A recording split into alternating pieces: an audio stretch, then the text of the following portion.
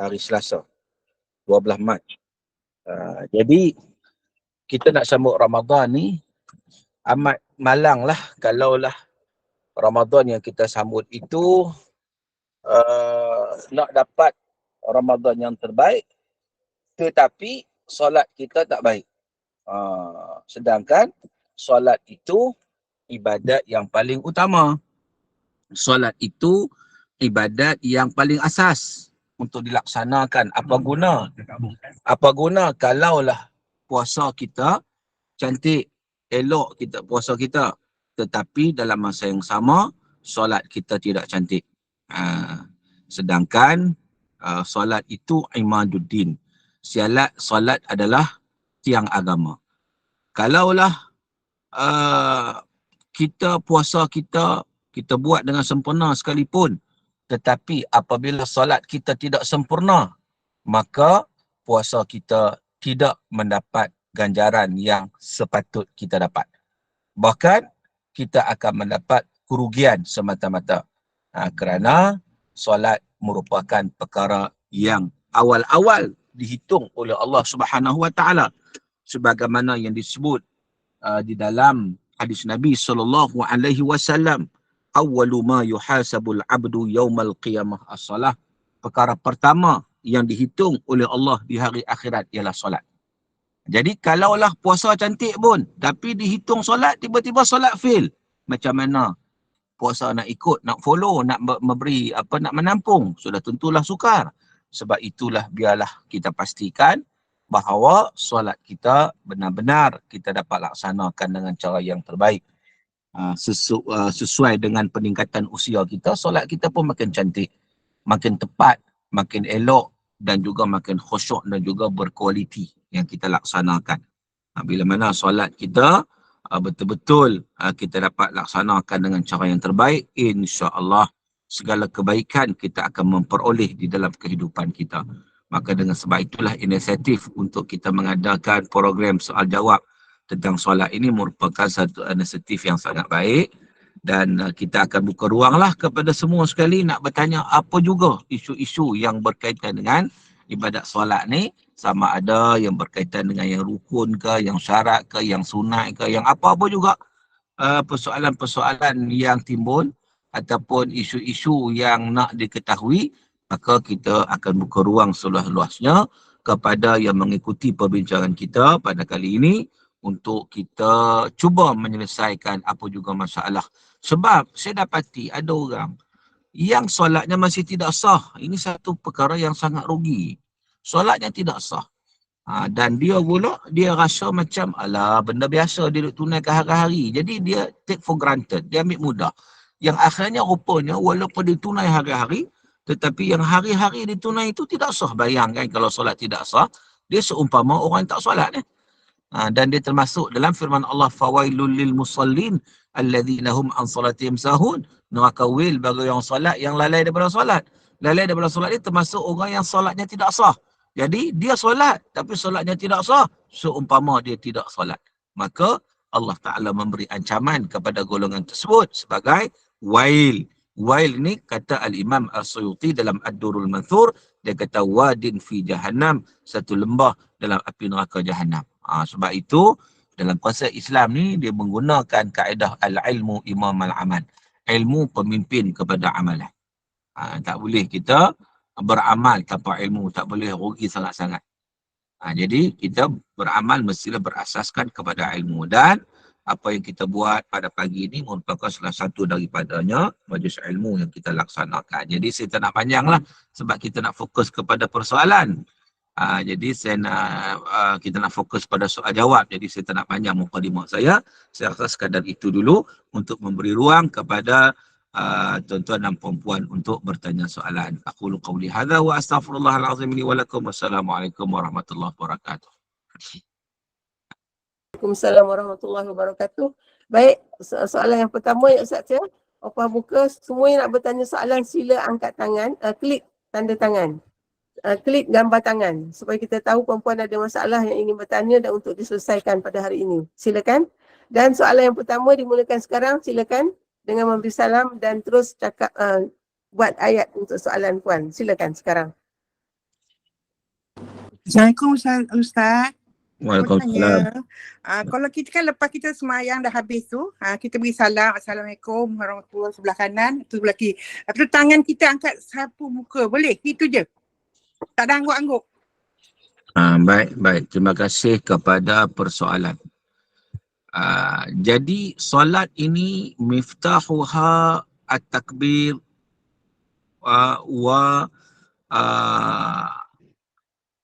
solat itu dalam hadis kata anak kunci dia atau permulaan dia adalah takbiratul ihram dan pengakhirannya adalah at-taslim bagi salam. Itu solat. Mana kita mula dengan takbir Allahu Akbar, kita tutup dengan Assalamualaikum warahmatullahi. Salam yang mana? Salam yang pertama. Jadi bila mana kita dah salam yang pertama Assalamualaikum warahmatullahi, maka selepas daripada itu tidak ada apa-apa masalah lagi. Walaupun kita nak angguk kepala ke, kita nak sapu muka ke, kita nak buat apa ke, sebenarnya solat kita sudah pun selesai. Sebenarnya kita sudah pun keluar daripada solat sebenarnya. Jadi dia tidak ada isu nak sapu muka ke tak sapu muka.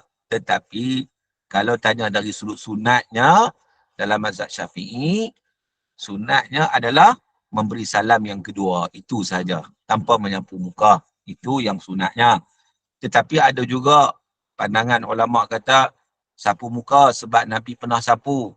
Nabi pernah sapu semasa ada Nabi sujud, tiba-tiba ada pasir-pasir yang melekat di dahi Nabi, Nabi sapu. Jadi nak ambil sempena tu, kita pun sapu. Maka tidak ada masalah nak sapu. Sebab apa? Sebab kita sebut tadi solat dah pun selesai bila kita bagi salam yang pertama. Ada orang kata, ni nak cerita orang kata pula. Ada orang kata bila mana kita bagi salam yang pertama, kemudian kita nak salam kedua, kita tunduk. Tunduk tu batal. Nak batal apa? Solat kita dah selesai. Solat kita dah bagi salam yang pertama dah selesai dah. Nak batal apa lagi? Dia tak ada kaitan dengan batal-batal lah. Cumanya kita tidaklah menganggap satu keperluan. Tak sunat pun. Yang sunatnya memberi salam yang kedua. Itu saja. Begitu juga sapu muka. Tak pun mesti berkewajipan sapu muka. Dalam mazhab Syafi'i, dia tak menyarankan pun untuk sapu muka. Tetapi sampai orang kata sampai batal solat itu tidak ada kena-mengena. Sebab apa? Sebab apabila memberi salam yang pertama itu, solat sudah pun selesai. Jadi bila solat selesai, tak ada isu je lah nak buat apa pun selepas itu. Wallahualam.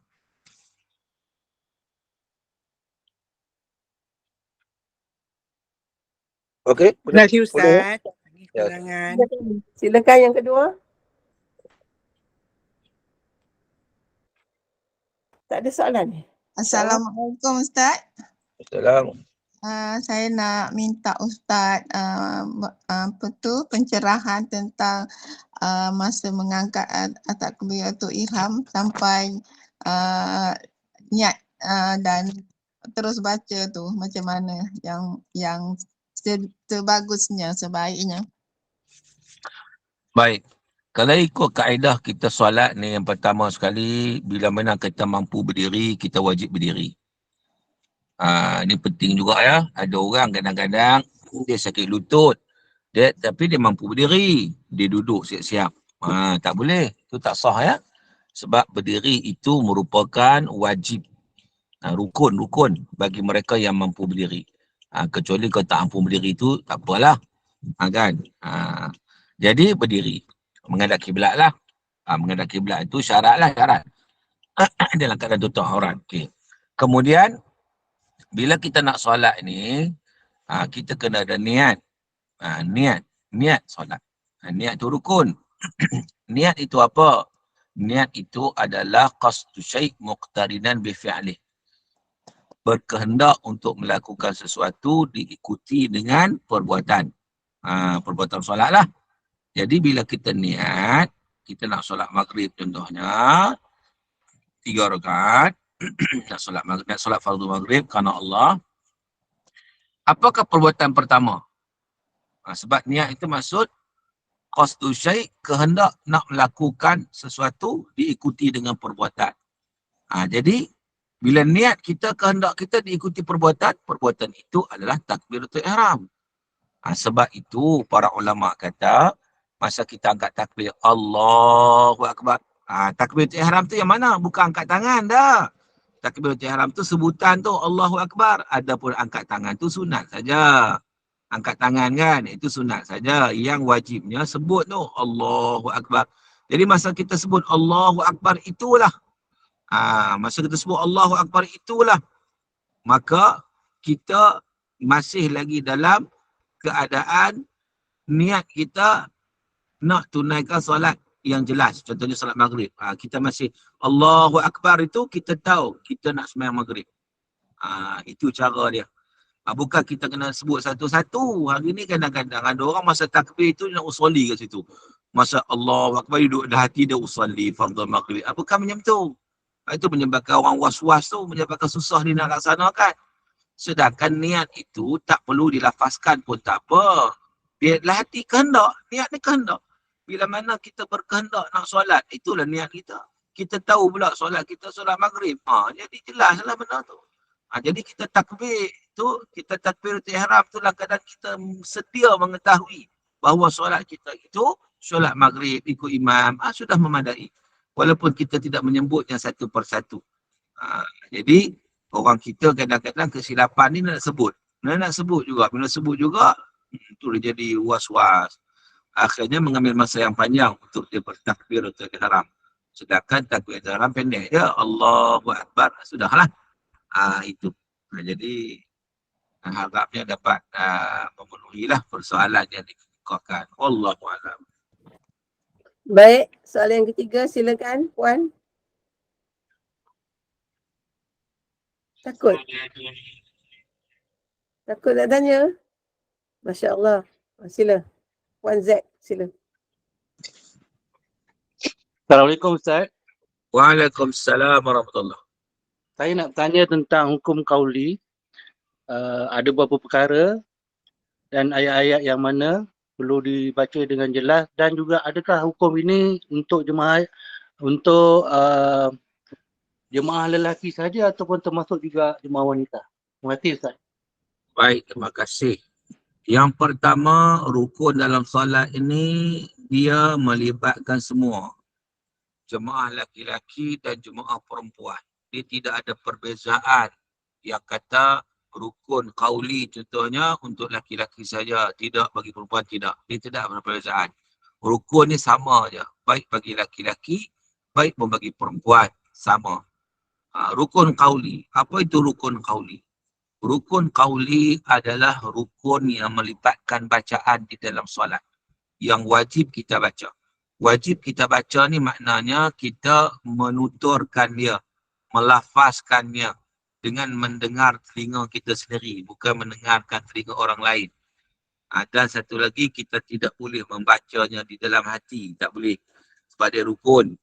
Kalau kita bacalah hati ni maknanya menyebabkan solat kita tidak sah.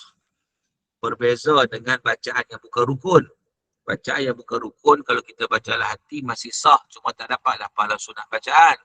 Tapi masih sah solat kita sebab dia bukan rukun. Tapi kalau yang melibatkan rukun, kalau kita tak baca, maka tidak sah. Baca tu pula, maksud dia kita menggerakkan bibir kita. Itu maksud baca lah. Menggerakkan bibir. Kalau tak baca ni, bibir dia tak bergerak. Senyap ya. Itulah hati nama dia. Hati tak kira. Jadi, dia menggerakkan bibir dia. Baik laki-laki, baik perempuan. Sebab apa? Sebab kita bukan nak mendengarkan orang lain, nak mendengarkan diri kita sendiri. So, tak nak masalah perempuan pun. Jadi, kita dengar telinga kita sendiri. Mana baca dengan kadar yang paling perlahan lah. Baik, apakah rukun qauli? Rukun qauli ada 5 sahaja dalam solat. Yang pertama, takbiratul ihram. Takbiratul ihram iaitu sebutan kita Allahu Akbar. Sebut kena betul.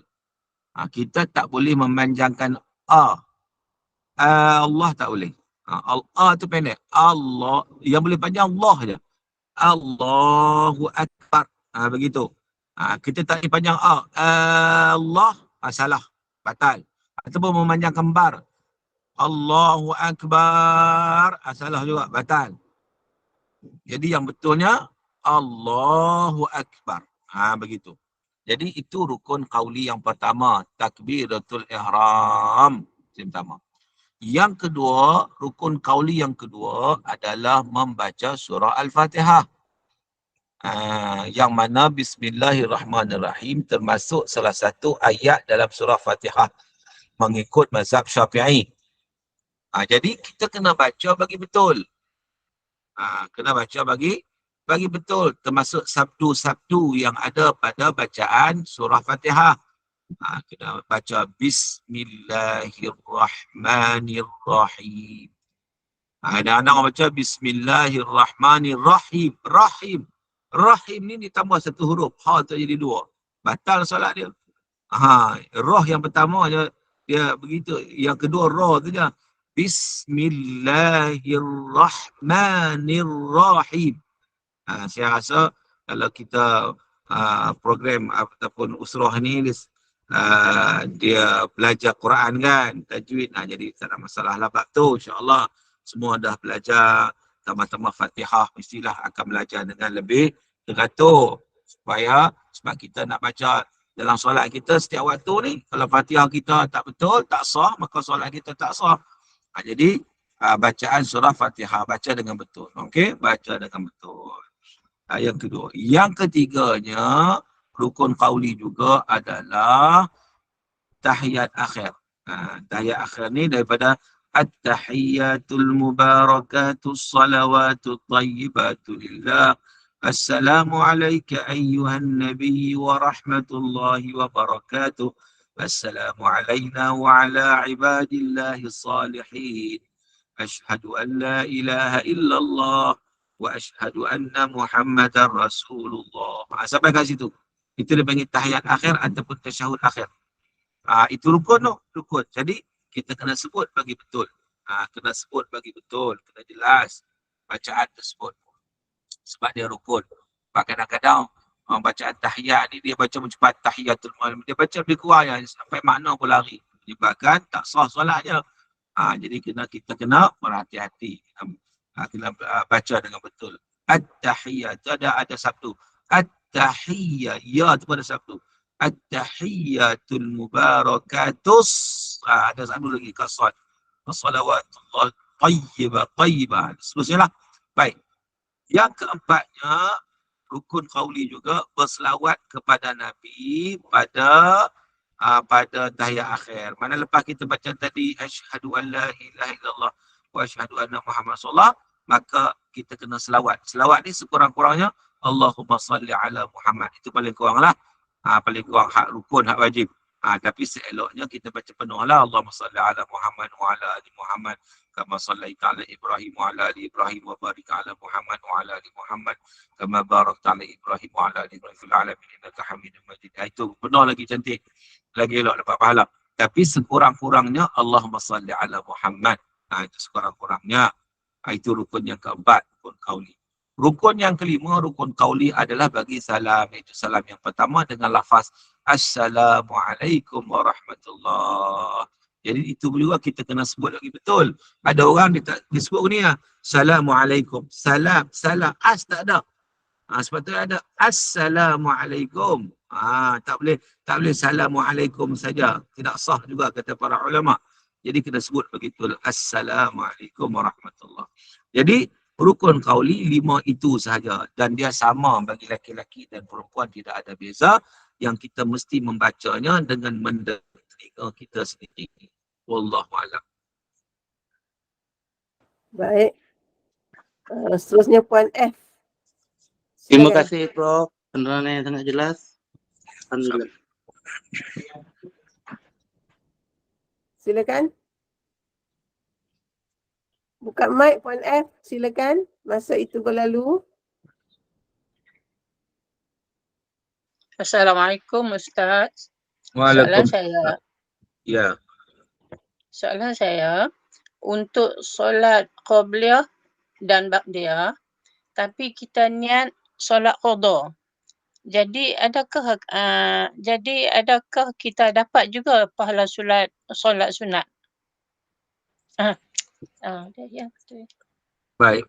Terima kasih kepada persoalan. Apabila kita niat solat qada, kita tidak akan dapat pahala solat qabliyah dan juga solat ba'diyah. Tak dapat. Dia yang para ulama kata boleh gabung hak dapat itu adalah solat sunat mutlak. Contohnya solat solat sunat yang contohnya begini, kita nak solat, kita masuk masjid, nak solat tahiyatul masjid, tapi orang solat zuhur, kita terus solat zuhur. Waktu tu dapat tahiyatul masjid. Ataupun kita nak solat tahiyatul masjid sekali dengan solat wudu, maka kita dapat solat wudu. Itu sebab dia solat itu solat sunat mutlak. Tetapi kalau solat qabliyah ba'diyah, dia panggil solat yang maksudah, bukan solat ghair maksudah. Dia ada cara dia sendiri, waktu dia sendiri dan sebagainya. Maka dengan sebab itu, kalau kita solat qadha, qadha lah. Kalau kita solat sunat, sunat lah. Jadi kalau kita solat qadha, maka kita dapatlah qadha tersebut. Kan? Kita dapat qadha tersebut. Kalau kita solat sunat, maka kita dapatlah sunat tersebut. Cumanya yang menjadi isu sekarang ini ialah, saya tahu sebab apa timbul isu macam ni. Isu macam ni timbul ialah apabila ada pandangan-pandangan menyatakan kita tak perlu solat sunat, kita hanya perlu solat qadha saja. Atau solat tarawih pun kita qadha saja. Kita dapat dua-dua. Itu yang disebut sekarang ini. Saya kurang bersetuju dengan pandangan yang dikemukakan itu. Walaupun ini merupakan perkara ijtihad, tapi saya kurang bersetuju. Sebab apa? Baik, saya nak sebut bab qadha solat ni. Sebab dia ada kaitan dengan qadha solat. Okey. Qadha solat ni ada dua. Satu, qadha solat yang berkaitan dengan solat yang kita tak sengaja tinggal. Contohnya kita tadi tidur. Bangun-bangun pukul 8. Kita terkejut pukul 8. Alamak, lewat. Kita tak bangun. Kita tertidur. Kita tak sengaja. Maka kita kena segera untuk qadha solat tersebut. Sebab Nabi kata, فَلْيُصَلِّهَا إِذَا ذَكَرَهَا. Hendaklah dia solat bila dia ingat. Jadi dia teringat, dia pun solat lah. Dia terlupa, dia teringat, dia solat. Tak perlu kita solat sunat lagi. Tak perlu. Tak perlu kita solat duha. Tak perlu. Solat dulu. Settle dulu.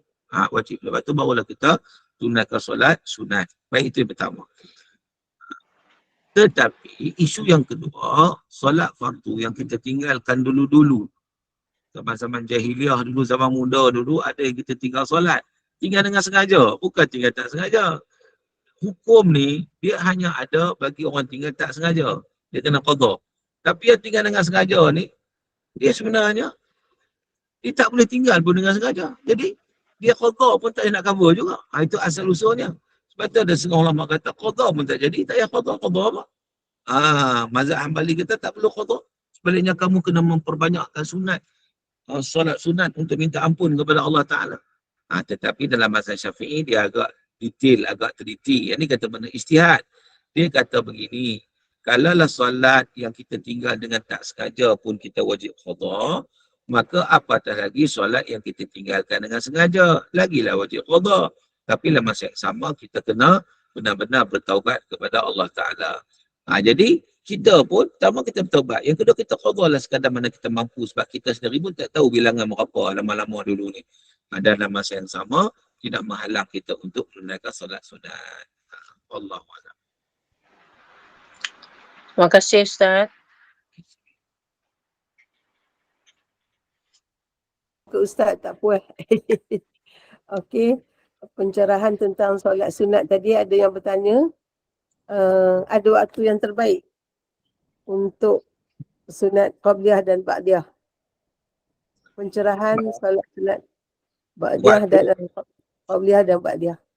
Baik, terima kasih. Waktu yang terbaik untuk qabliyah dan ba'diyah, kita kena faham apa itu qabliyah, apa itu ba'diyah.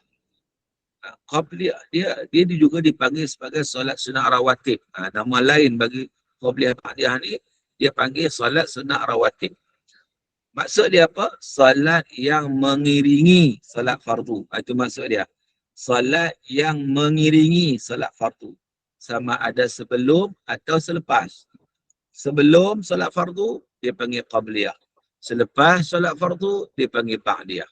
Jadi kalau waktu yang paling afdal ialah waktu yang mengiringi dia lah. Contohnya, sebelum kita solat subuh ataupun sebelum kita solat zuhur, kita pun solat 2 rakaat. Itu dipanggil qabliyah. Lepas bagi salam, Assalamualaikum, solat zuhur, kita buat 2 rakaat. Itu dipanggil ba'diyah. Jadi maknanya, kalau kita kata waktu yang terbaik adalah waktu yang berhampiran dengan solat fardu lah. Itu waktu yang terbaik. Tetapi waktu biasa yang boleh buat, contohnya lepas solat zuhur, kita bagi salam, Allah teringat masak kat dapur. Takut hangit, kita pun tinggal dululah, buka telekuk, kita pergi dapur, masak dulu, tengok yang ikan yang kita masak tadi, sambil-sambil tu goreng telur pula, sambil-sambil tu buat sayur pula, kan? Lepas habis semua, sejam jugalah duk apa buat tu, barulah kita batal wuduk pula dah. Lepas tu, selesai apa semua, hidang makan apa semua, makan dulu, panggil suami, panggil anak-anak, mari makan dah hidangan makan, selesai apa semua. Lepas tu, barulah ambil wuduk, solat ba'diyah. Boleh tak boleh? Jawapan dia boleh. Boleh sebab apa? Sebab masih ada dalam waktu. Selagi mana dalam waktu, masih lagi boleh. Cuma kalau afdal tidaklah. Afdal yang tadilah, yang mengiringi terus. Sama ada sebelum atau selepas. Itu yang paling afdal. Tapi dia sebut boleh? Boleh. Selagi mana ada waktu, boleh. Begitu. Wallahualam. Alhamdulillah, silakan. Ada pertanyaan lagi? Kosong.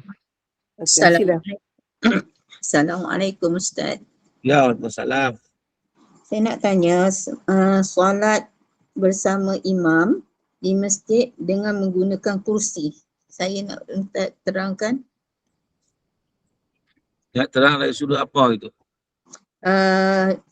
Cara duduk dalam solat bersama imam di masjid. Duduk dalam saf. Dalam saf. Baik. Terima kasih. Yang pertama sekali, solat duduk atas kursi. Saya nak sebut bahawa solat ini yang pertama dia kena ikut kemampuan.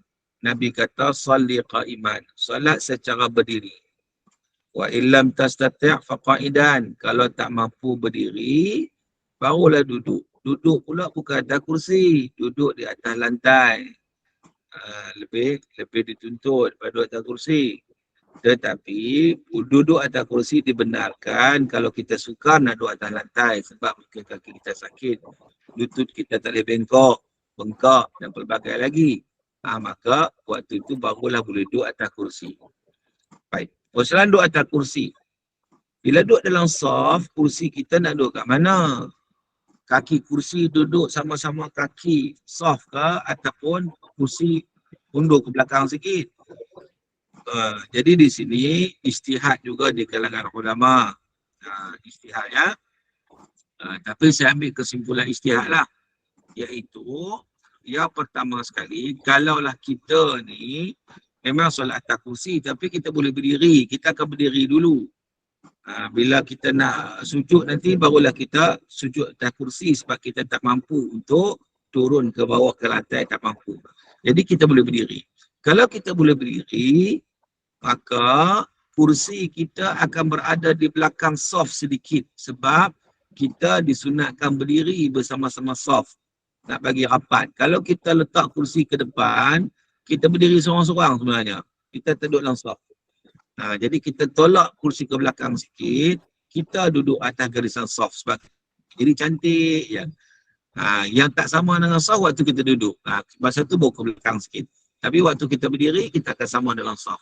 Dan itu yang sepatutnya. Itu yang pertama. Yang kedua ialah orang yang memang tak boleh berdiri. Dia duduk atas kursi ya daripada awal. Dia tak mampu nak berdiri. Dia hanya duduk atas kursi.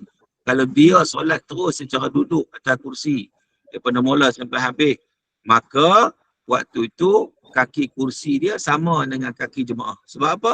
Sebab memanglah ketika dia duduk atas kursi itu dia akan sama dengan jemaah. Dia tak perlu menolak kursi ke belakang sedikit, tak perlu. Sebab apa? Sebab memang daripada awal dia duduk, dia akan sama jemaah dalam keadaan seumpama itu. Jadi itu dua keadaan yang merupakan ijtihad ulama yang berkaitan cara macam mana nak letak kursi ketika mana dalam solat berjemaah. Wallahualam. Baik. Ustaz.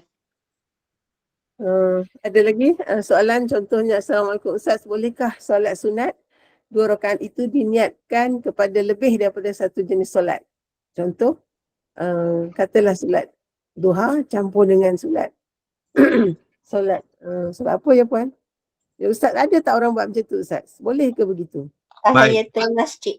Baik, terima kasih. Dia macam kita sebut tadi, dia ada solat yang maksudah, solat ghair maksudah. Solat ghair maksudah ni dia panggil solat sunat mutlak. Solat sunat mutlak boleh digabungkan. Contohnya solat istikharah, solat tahiyatul masjid, solat taubat, solat hajat. Ini semua boleh digabungkan.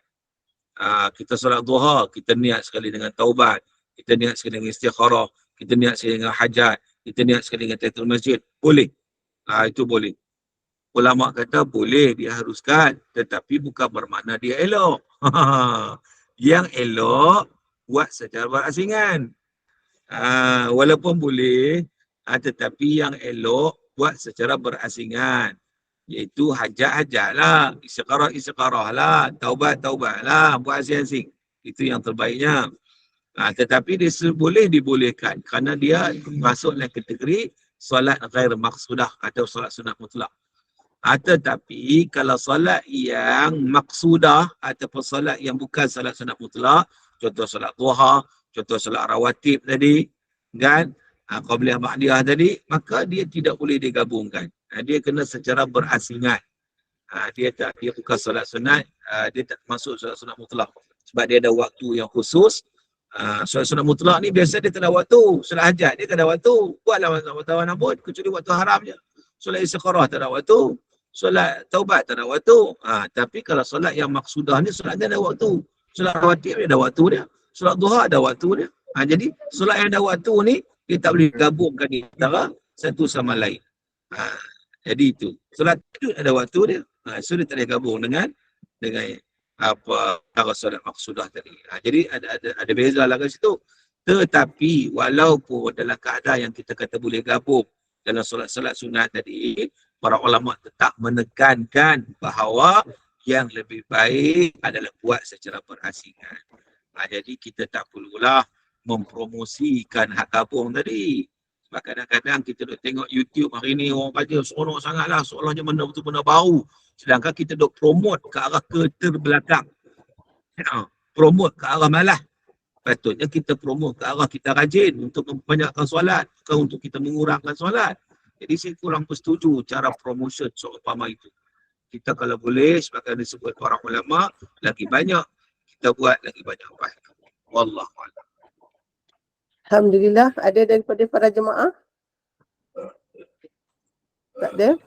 Assalamualaikum Ustaz. Sila. Assalamualaikum. Nak tanya Ustaz, penjelasan sikit tentang solat sunat witir. Ada yang bagi tahu kalau solat sunat witir 3 rakaat 1 salam, tahiyat awal tak payah baca. Tapi kalau witir 3 rakaat 2 kali salam, tahiyat 2 kali baca lah. Betul tak? Ya, baik. Solat witir dia boleh buat 2 cara. Sama ada, contohnya 2 campur 1. Contohlah 2 rakaat bagi salam, 1 rakaat bagi salam. Yalah of course lah ada 2 tahiyat lah. 2 rakaat, yang terakhir kita baca tahiyat, bagi salam. 1 rakaat sama juga kita baca tahiyat. So 2 tahiyat. Tetapi kalau kita buat 3 sekaligus, 3 plus 0. Maknanya kita buat 3 terus. Di situ dia tidak ada tahiyat awal. Dia terus tahiyat akhir saja. Sebab apa? Untuk membezakan dengan solat maghrib. Sebab solat maghrib ada tahiyat. So witir tak ada tahiyat lah. Jadi sebab itulah dalam mazhab Syafi'i dia lebih dari sudut afdalnya dia akan mendahulukan yang 2 campur 1 tadi. Buat 2 rakaat kena buat 1 rakaat. Sebab dia banyak perbuatan tu lebih banyak. Bacaan lebih banyak. Maka itu lebih baik. Namun begitu dibolehkan juga kalau orang nak buat 3 sekaligus. Tapi 3 tu tak ada tahiyat awal lah. Terus tahiyat akhir. Wallahualam. Okay, ada lagi. Ustaz, di sini ditulisnya begitu juga dengan solat tasbih. Maksudnya yang gabungan tadi kot. Adakah solat sunat tasbih boleh digabungkan? Macam mana? Sila Ustaz. Ya, solat tasbih juga termasuklah sunat mutlak. Cumanya kalau gabung solat tasbih ni susah sikit sebab solat tasbih ni dia ada kaifiat dia yang tertentu. Dia ada baca tasbih sedangkan solat lain tak ada tasbih. Jadi kalaulah dia niat gabung sekali dengan solat tasbih, sedangkan dia tak bertasbih. Kan? Jadi maknanya no point lah kat situ. Sebab itu, walaupun solat tasbih termasuk juga lah solat-solat mutlak, tetapi oleh kerana dia tu memang ada banyak tasbih yang perlu dilakukan, maka hendaklah sebaiknya ditunaikan secara berasingan. Daripada Solehah Ismail, Assalamualaikum Ustaz, kalau kita terbatal ketika solat tarawih, bolehkah kita lakukan di rumah dan disusuli dengan witir? Baik, terima kasih. Ini cerita dia orang solat di masjid ni. Solat tarawih, tiba-tiba terbatal. Bila terbatal nak keluar ambil wuduk, Allah malahnya, terus baliklah senang. Balik sambung ambil wuduk, sambung kat rumah. Boleh tak? Boleh, tak ada masalah. Sebab solat tarawih ni, kita boleh tunaikan di masjid, di surau, ataupun di rumah. Hatta kadang-kadang ada orang dia pergi kerja shift malam. Dia balik tu, malam dah, orang habis dah tarawih di masjid. Maka dia boleh tunaikan tarawih di rumah dia. Perseorangan, tak ada masalah. Dia boleh teruskan tunaikan. Jadi tidak ada isu sebenarnya. Dia boleh tunaikan di masjid, di surau. Dia boleh tunaikan seorang diri di rumah. Dia boleh tunaikan solat tarawih ni. Boleh. Cuma kadang-kadang dia kata pula, saya tak hafal selawat ni. Allahumma salli ala sayyidina Muhammadina Habibuna syafi'ana wa zukrina wa maulana Muhammad. Apa semua tu? Subhanallah makil ma'bud, subhanallah makil ma'bud. Dia sebenarnya itu tambahan saja. Tak baca pun tak apa. Itu adat dalam syariat kita je. Kan? Jadi, tak ada masalah. Yang penting solat tarawih ni sekurang-kurangnya 2 rakaat yang kita solat macam biasa. Begitu. Jadi boleh ya. Baik, jawapan dari soalan tadi boleh untuk dia teruskan di rumah. Allah. Alhamdulillah. Daripada Puan Rusnani Abu Bakar, Assalamualaikum Ustaz, bolehkah kita sudah solat witir sebelum tidur, bolehkah kita buat solat witir lagi selepas solat tahajud, selepas tidur? Terima kasih Ustaz. Baik, dalam hadis Nabi SAW, Nabi menyatakan la witrani fil lailah. Tidak ada 2 witir dalam satu malam. Jadi seeloknya apabila kita sudah tunaikan salat witir sebelum tidur, bila kita bangun untuk bertahajud, memadai dengan tahajud saja. Tak perlu kita ulangi witir lagi. Sebab Nabi kata, la witrani fil lailah. Tidak ada 2 witir dalam satu malam. Jadi cukup sekali saja kita buat witir, sama ada kita buat lepas tahajud ke, ataupun buat selepas isyak ke, ataupun buat sebelum tidur ke. Mana-mana satu. Sekali saja. Allah. Okey, Ustaz, jika sekiranya selepas berjemaah tarawih dan witir, kita sambung dengan tasbih, apakah boleh? Terima kasih Ustaz. Baik, dari sudut boleh itu boleh. Tapi kalau kita nak belakang, contohnya kita nak buat beberapa solat, termasuk solat witir.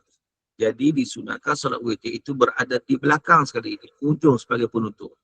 Tetapi kalau witir kita dah tunaikan, contoh sebelum tidur lagi kita tunaikan, maka tidak ada masalah, kita tak perlu tunaikan witir lagi. Jadi kita tunaikanlah nak solat tasbih ke, solat hajat ke, taubat ke, solat apa pun tidak ada masalah, boleh ditunaikan. Baik, daripada Kalsum Muhammad, solat qabliyah atau ba'diyah boleh tak dibuat 4 rakaat Ustaz dalam satu salam? Terima kasih. Baik, terima kasih. Dia solat qabliyah dan ba'diyah ini disunatkan untuk buat 2 rakaat, 2 rakaat. Itu yang disunatkan. Jadi, buat apa kita buat 4 rakaat terus? Yang tidak mengikut sesuatu yang disunatkan. Jadi yang disunatkan kita buat 2 rakaat, 2 rakaat. Tidak disunatkan untuk kita buat 4 rakaat secara sekaligus. Allah. Oh, ada yang tak apalah. Okey, Ustaz, daripada Solehah Abdullah. Assalamualaikum Ustaz, bolehkah kita qada solat fardu pada waktu-waktu lain? Contohnya solat fardu asar kita qada dalam waktu lain. Terima kasih Ustaz. Baik, terima kasih. Solat qadha ni dia tidak ada waktu. 24 hours per day. 24 jam sehari dia boleh tunaikan solat qadha. Tidak ada masalah juga untuk dia qadha pada waktu yang lain. Contohnya nak qadha subuh waktu zuhur, tak ada masalah. Nak qadha zuhur waktu asar, tak ada masalah. Jadi tidak ada masalah. Sebab qadha ni boleh dilakukan mana-mana waktu daripada 24 jam itu. Dan dia juga tidak ada waktu larangan. Tak ada waktu larangan lepas asar ke, tak ada. Dia memang boleh tunaikan waktu bila sekalipun, tak terikat dengan waktu yang tertentu. Wallahualam. Okey, Ustaz daripada Puan Nurzihan. Assalamualaikum Ustaz. Saya nak tanya tentang berdoa dalam sujud. Adakah dibolehkan berdoa pada setiap sujud atau sujud terakhir sahaja? Yang kedua, adakah bila kita berdoa terlalu lama di dalam sujud boleh menyebabkan batal solat kita? Terima kasih Ustaz. Baik, terima kasih kepada persoalan. Sebenarnya doa dalam sujud itu adalah berdasarkan kepada hadis Nabi. Nabi kata, aqrabu ma yakunul abdu ila rabbihi wa huwa fi sujud. Fa'aksiru fihi du'a atau kama qala. Nabi kata sedekat-dekat seorang hamba itu kepada Tuhannya ialah ketika mana dia berada dalam keadaan sujud. Oleh itu kata Nabi, perbanyakkanlah doa dalam sujud. Jadi daripada hadis Nabi sallallahu alaihi wasallam ini menunjukkan Kita tutup mic Puan Aisyah Saleh. dia dengan seorang macam-macam. Baik. Daripada hadis itu menunjukkan kepada kita disunatkan untuk kita berdoa dalam sujud. Apakah hanya tertumpu kepada sujud terakhir? Tidak. Doa ni boleh mana-mana sujud. Mana-mana sujud. Dia tak mesti sujud terakhir, tidak. Itu hanya kebiasaan dalam masyarakat kita aja. Doa je sujud terakhir. Sujud terakhir doa. Ada. Doa pada setiap sujud pun boleh. Cumanya kita ada peraturan. Kalau kita solat jemaah, kita kena ikut imam. Jangan kita sujud lama. Tak boleh kat situ, tak boleh pula. Sebab apa? Sebab ikut imam tu menjadi keutamaan. Janganlah imam dah tahiyat akhir, kita dah sujud tak habis-habis lagi. Kan? Jadi maknanya, dalam solat jemaah, kita kena ikut imam. Tapi kalau dalam solat bersendirian, dia tidak ada masalah untuk kita sujud lama. Kan setiap sujud tu kita nak doa kan? Boleh je. Dia tidak membatalkan solat, tak ada. Kalau kita sujud sampai tertidur, batal lah solat. Batal solat tu sebab apa? Sebab tidur tu. Itu lain lah. Tapi kalau kita berdoa, setiap kali sujud, maka tidak ada masalah. Walau lama mana sekalipun tak apa. Dibenarkan. Allahuakbar. Baik, daripada Puan Nur Ashikin Ustaz, solat sunat tarawih baca tahiyat tak? Sebab pernah imam bangun dari sujud kedua terus bagi salam. Apa komen Ustaz? Terima kasih Ustaz. Baik, terima kasih kepada persoalan. Tahiyat akhir dalam solat ini merupakan rukun. Tak kisahlah solat fardu pun dia rukun, solat sunat pun dia rukun. Jadi, kalau letak imam, dia duduk tahiyat akhir terus bagi salam, maka dia tidak melaksanakan rukun. Batal solat dia. Sebab tu dia kena patah balik. Kalau dia terlupa kan, kita tegur dia subhanallah, dia patah balik, baca tahiyat balik dan dia sujud sahwi. Itu. Sebab kalau dia memang meninggalkan terus tahiyat akhir, dia telah meninggalkan rukun solat. Bila meninggalkan rukun solat, solatnya itu tidak sah. Allahuakbar. Baik. Ini soalan personal opah lah Ustaz. Dah makin tua, 70-an ni solat tak berapa nak, bukan tak berapa nak khusyuk, lupa kepada rakaat. Godaan itu kan, syaitan besar dalam badan. Adakah diharuskan untuk berjemaah ke surau pada setiap waktu atau dilarang? Macam mana Ustaz? Terima kasih. Baik, terima kasih. Orang yang sering lupa rakaat, memang elok dia solat berjemaah. Sebab bila dia solat jemaah senang dia ikut imam. So dia tak perlu fikir dah. Dia tak perlu fikir dah. Dia lupa tak lupa. Kalau dia solat seorang dia lupa. Sebab dia tak ingat berapa rakaat kan. Bila sedang meningkat umur, lagi dia tak ingat. Cuma dalam kaedah fiqahnya, kaedah hukumnya, kalau dia tak ingat, contohnya dia solat maghrib kan. Baru 2 ke dah 3 tak tahu. Baru 2 ke 3 tak tahu. Dia kira dia kira hak yakinnya 2, maka dia kena kira 2 saja. Kena tambah satu lagi jadi 3. Begitu juga kalau dia confuse solat Zuhur. Dah baru 3 ke 4 dah tau. Baru 3 ke 4, maka dia dah kena kira 3. Dah kena kira 3 sebab 3 tu yakin tak khilaf. Yang 4 tu yang khilafnya sama ada ya atau tidak. Maka dia kira yakinnya 3, maka kira 3 ditambah satu rakaat lagi yang 4. Itu bagi orang-orang yang macam itulah cepat lupa. Jadi untuk menyelesaikan masalah ini, dia pergi solat di masjid. Solat masjid senanglah, dia ikut imam je lah. Kalau imam lupa, dia ikut imam sekali lupa kan. Tapi biasanya dia akan solat sebagaimana biasalah. Itu lebih baiklah. Wallahualam. Alhamdulillah, terima kasih Ustaz. Ada lagi daripada sahabat-sahabat semua? Waktu sekarang baru 8.39 pagi. Ustaz nak berhenti pukul berapa Ustaz? Faham tak apa? Confirm berapa? Ustaz, Sila. maaf Opal, nak tanya. Yang tadi soalan tadi tu, yang pasal lupa tu kan. Lepas tu tambah rakaat, sujud sahwi kan lepas tu? Kat hujung. Ya. Disunatkan untuk kita sujud sahwi sebab kita terlupa tadi. Terlupa rakaat, jadi kita tambah satu rakaat. Yang kita tambah tu kita pun tak tahu sama ada dia lebih ataupun dia cukup dah. Jadi untuk mengiktiraf kelemahan diri kita, sebelum kita bagi salam, kita sujud sahwi 2 kali sujud. Itu sunat. Kalau tak sujud sahwi pun sah dah solat tu. Tapi sunat untuk sujud sahwi. Okey. Alhamdulillah. Allah. Ada lagi? Daripada Puan Syarifah Zain. Assalamualaikum Ustaz. Kalau kita dalam kesihatan tak memuaskan, semua diuruskan oleh pembantu, bolehkah kita lakukan solat secara jamak? Zuhur dan Asar, Maghrib dan Isya. Terima kasih Ustaz. Soalan tak jelas, dia tenggelam timbul. Boleh ulang sekali lagi tak? Okey, kata tulisan daripada Puan Syarifah Zam. Kalau kita dalam kesihatan yang tak memuaskan, maksudnya lumpuh berada di atas katil, semua diuruskan oleh pembantu yang tolong tukar pampers, yang tolong basuh. Bolehkah kita lakukan solat secara jamak? Maksud jamak tu, Zuhur kita buat dengan Asar sekali dan Maghrib dengan Isya. Terima kasih Ustaz. Macam mana? Baik. Terima kasih. Dia seseorang yang berada dalam keadaan bedridden. Bedridden ni maknanya dia berada dalam keadaan terbaring di atas katil lah. Dan orang semua urus, dia tak urus sendiri. Dan menjadi kesukaran kepada orang untuk uruskan setiap waktu solat ni. Biasa orang urus siang sekali, petang sekali, kan, untuk tukar pampers sebagainya. Jadi kalau keadaan yang begitu memaksa atau perkataan yang kita kata Suara masyaqqah, tak clear Ustaz, mohon ulang ayat. kalaulah seseorang itu berada dalam keadaan yang masyaqqah, Suara Ustaz tak clear. tak clear?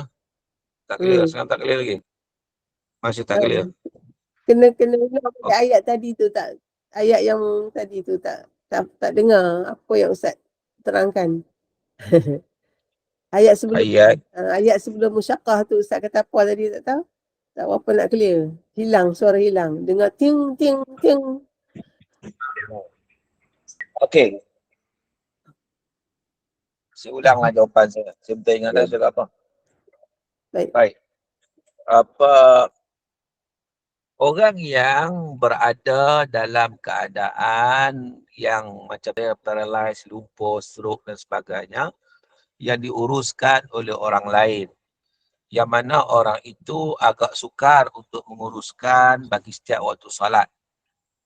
Sukarlah sebab orang urus ni dia ada waktu dia tertentu.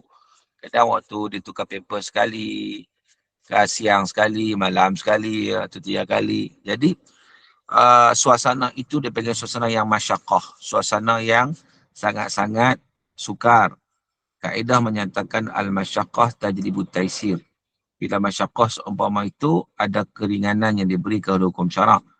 Jadi di situ sebahagian pandangan ulama, walaupun bukan dalam mazhab Syafi'i, tetapi dalam mazhab Hanbali contohnya memberi pandangan bahawa boleh jamak.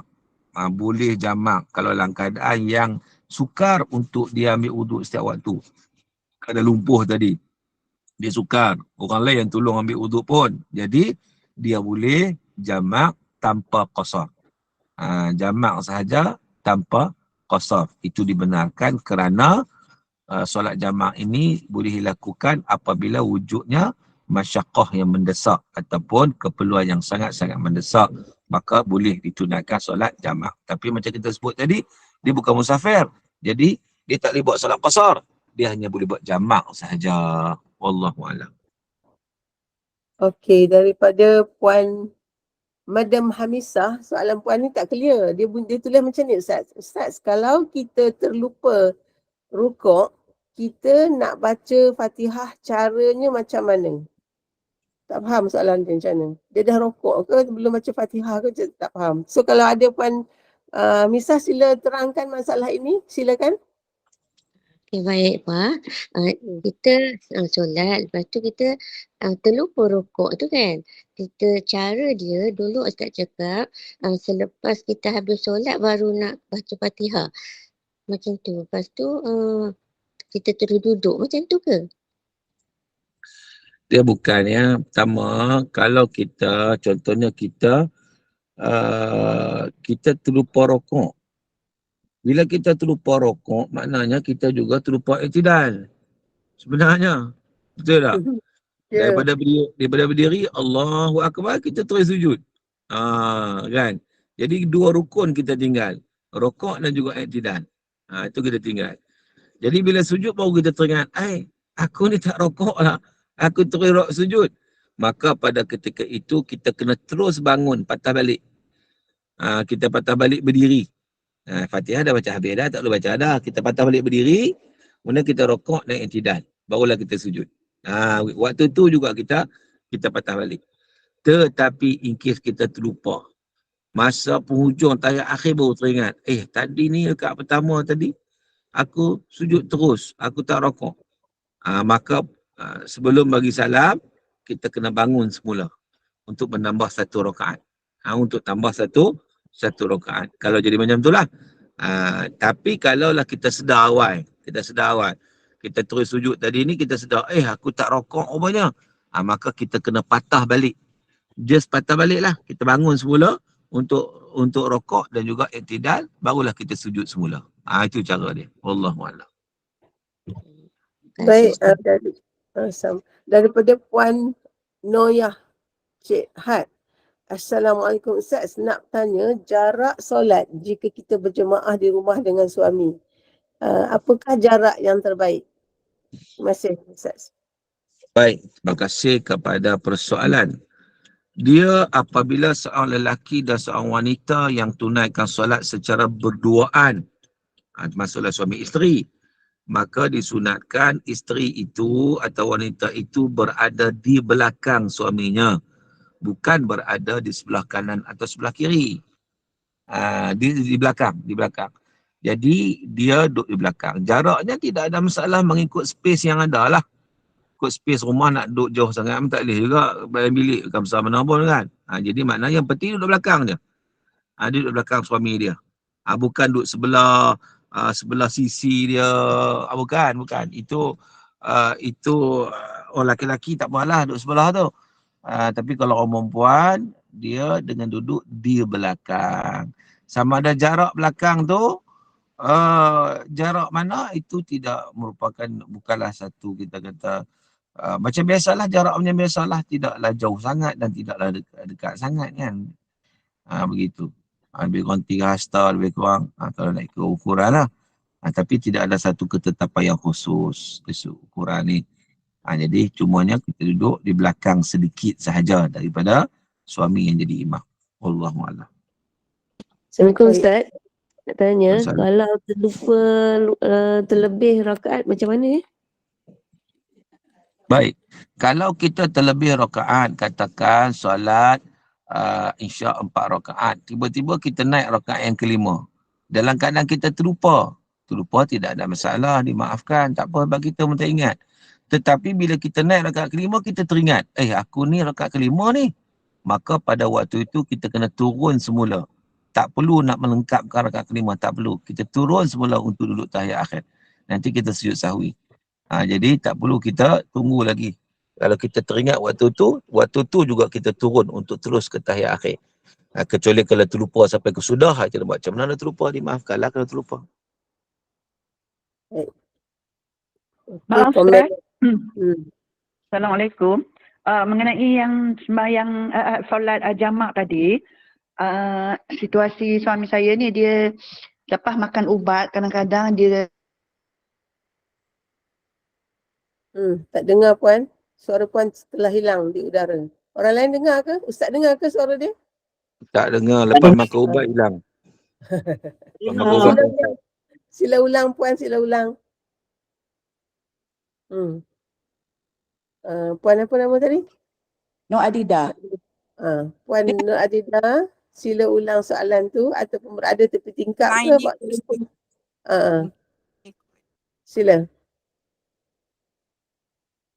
Puan, terus hilang di udara. Keluar dan masuk semula, nanti kita bagi ruang untuk tanya semula. Okey Ustaz, waktu sekarang 8.30 pagi. Ustaz ada hal ke nak keluar? Kita akan wujudkan sesi kedua insya-Allah yang terdekat jika Ustaz ada hal. Sebab dah lebih sejam ni. Okey. Boleh nanti kita sambung insya-Allah. Boleh juga kumpulkan soalan sihat-sihat boleh.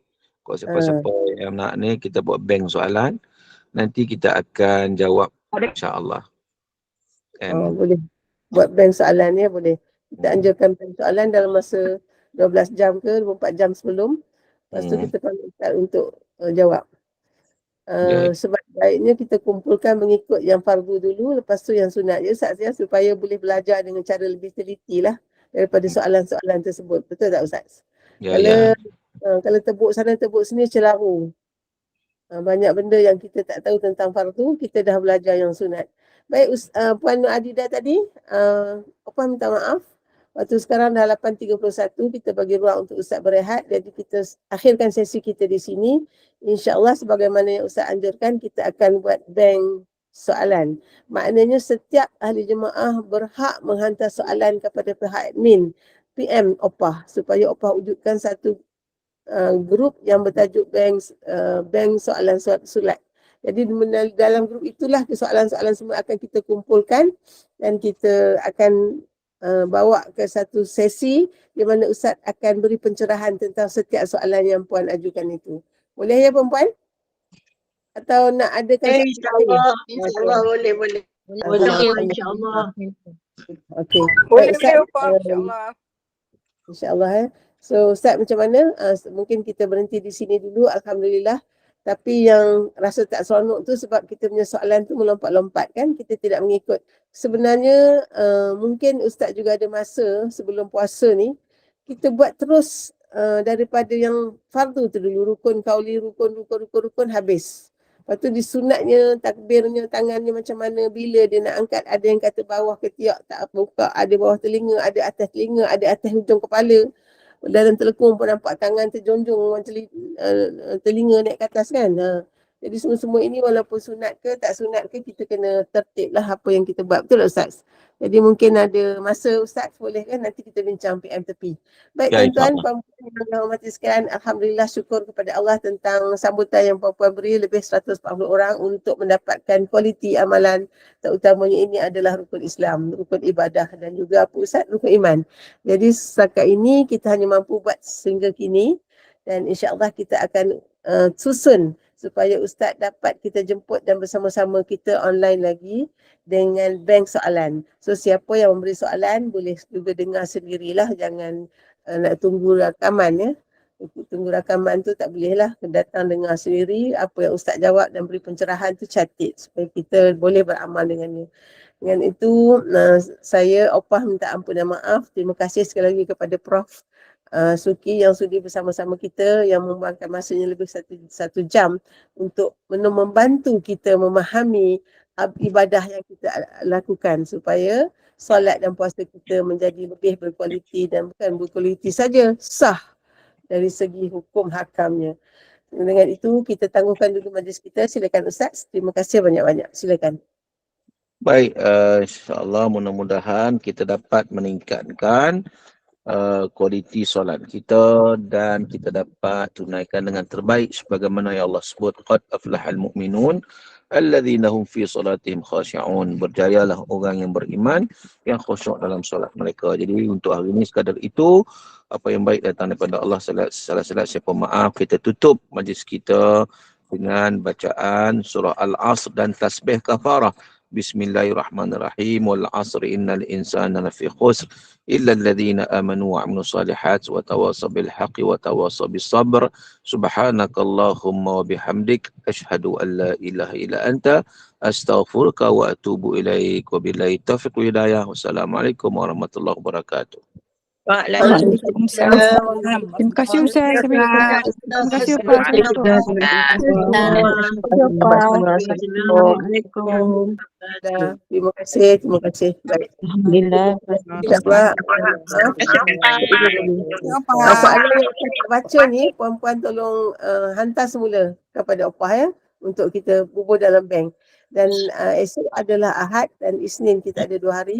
InsyaAllah nanti Puan Ania akan PM tepi untuk mencari waktu yang lebih yang ada lah untuk bersama Ustaz sekali lagi sebelum puasa, insyaAllah.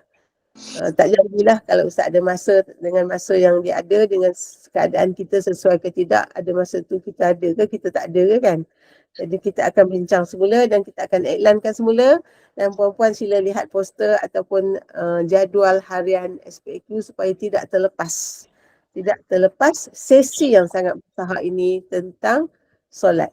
Baik, terima kasih Ustaz, terima kasih semua, terima kasih Daun Keladi. Mudah-mudahan kita ada masa untuk berjumpa lagi ya.